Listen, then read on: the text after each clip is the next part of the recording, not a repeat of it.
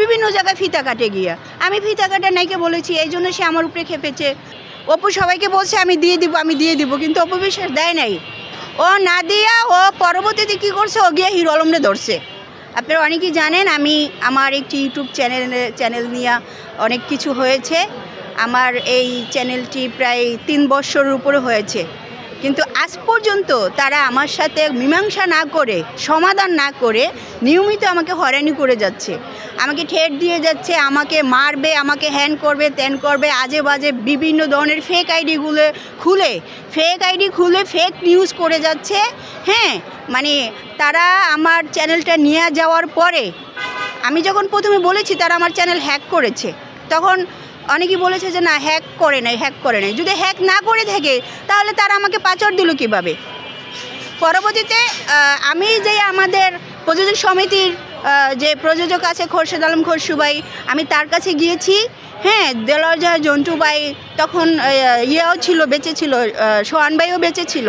তো সবাই মিলেই অপুকে রিকোয়েস্ট করছে যে তুমি ওর চ্যানেলটা দিয়ে দাও। অপু সবাইকে বলছে আমি দিয়ে দিব, কিন্তু অপু বিশ্বাস দেয় নাই। ও না দিয়া ও পরবর্তীতে কী করছে, ও গিয়ে হিরো আলমরে ধরছে। আজকে বিজ্ঞ দ্বিতীয় এক্সিকিউটিভ ম্যাজিস্ট্রেট আদালতে আজকে পিটিশন মামলা নাম্বার 339/25, এই মামলায় আমি বাদী পক্ষে, আমার বাদীর অভিযোগ উনি একজন প্রযোজক, উনার একটা ইউটিউব চ্যানেল এই অপু বিশ্বাস, হিরো আলম, জাহিদুল ইসলাম আপন সহ এরা হ্যাক করেছে। এই সংক্রান্ত বিষয়ে আমরা বিজ্ঞ মেট্রোপলিটন ম্যাজিস্ট্রেট আদালতে একটা মামলা দায়ের করেছি। এই মামলা দায়ের করার প্রেক্ষিতে যখন এই আসামিগণ আমার বাদীর এই বিজ্ঞ মেট্রোপলিটন ম্যাজিস্ট্রেট আদালতের মামলার বিষয়ে জানতে পেরেছে, তখন তারা চকবাজারে অত্র মামলার ঘটনার দিন ও তারিখে এই আমার বাদীকে ওই বিজ্ঞ মেট্রোপলিটন ম্যাজিস্ট্রেট আদালতের মামলাটি যাতে প্রত্যাহার করে নেয়, এই কারণে তাকে হুমকি দামকি দিছে এবং ওখানে গিয়ে তার উপরে হামলা করেছে।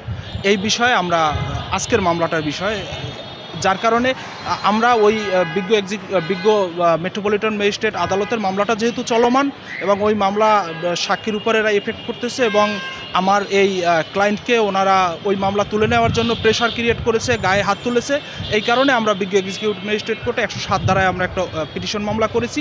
আজকে সেই মামলার ধার্য তারিখ ছিল, আজকে বিজ্ঞ আদালত ছুটিতে থাকায় আজকে মামলাটি আমরা শুনানি করতে পারিনি। আমরা উভয় পক্ষ হাজিরা বিজ্ঞ আদালতের নথিতে জানতে পেরেছি যে বিবাদীরাও এসেছে, আমরা বাদীপক্ষ হাজির ছিলাম। 3 বছর না, এই মামলাটা এই 25 সালেরই মামলা। আমার এই মুহূর্তে আমার কাছে মামলার কাগজ না থাকার কারণে আমি স্পেসিফিক ডেটটা বলতে পারতেছি না, তবে এটা অলমোস্ট 6 মান্থের মতো হবে আজকের মামলাটা।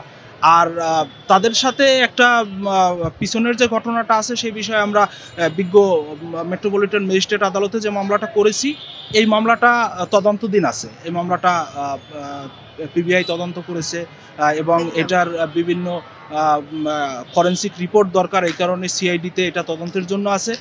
ওইটার যখন তদন্ত প্রতিবেদন আসবে তখন ওই মামলার বিষয়ে আমি আপনাদেরকে বলতে পারবো ওটা কেন এতদিন ডিলে হলো, কি হয়েছে। কিন্তু আজকের মামলার বিষয়টা 3 বছরের ডিলে না। এই মামলাটা আপনারা দেখবেন, এটা মামলা নাম্বার 339/25, মানে এটা 2025 সালের।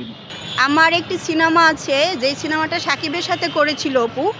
তো অপু তখন হচ্ছে গিয়া ওই সাকিবের সাথে গ্যাঞ্জাম হওয়ার কারণে তারপর আর তো কাজ হয় নাই। তো আমাদের তো অনেক টাকার কাজ, ওখানে ওগুলো ফেসে আছে। ওইটা নিয়ে আমি অনেকগুলো কথা বলেছিলাম আগে। তারপরে ও হচ্ছে আমাদের সিনেমা না করে বিভিন্ন জায়গায় ফিতা কাটে গিয়া। আমি ফিতা কাটা নাইকে বলেছি, এই জন্য সে আমার উপরে খেপেছে। তারপর হচ্ছে পরবর্তীতে এখন আমি তাকে এত রিকোয়েস্ট করছি তুমি আমার চ্যানেলটা দিয়ে দাও। চ্যানেল ঠিকই তারা দিছে, টাকা খেয়ে তারা চ্যানেল দিছে, কিন্তু আমার ভিডিওগুলো রেখে দিছে।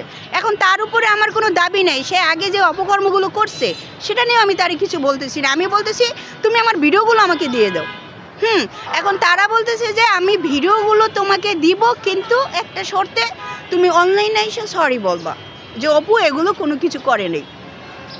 পরবর্তীতে আমি বাধ্য হইয়া তার কিছু বয়েস, এই যে ওই ছেলেটা, এরা সবাই মিলে তো একটা চক্র, মানে অপুর হচ্ছে এটা একটা, ও অনেক মানুষের চ্যানেল এইভাবে ফাঁসিয়েছে, এইভাবে ও টাকা ইনকাম করে। হ্যাঁ, এখন হচ্ছে আমাকে তারা ইন্ডাস্ট্রিতে থাকতে দিবে না, আমি যেন সিনেমা না করতে পারি, আমি যেন এখানে না থাকতে পারি, এই কারণে ওরা হচ্ছে এই একটা টিম তৈরি করছে এই জায়গার ভিতরে।